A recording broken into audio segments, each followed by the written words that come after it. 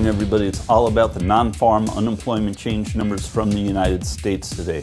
On Wednesday, we saw a better ADP number. Today, what investors are expecting to see are better unemployment numbers. They're expecting to see a large quantity of jobs added to the U.S. economy.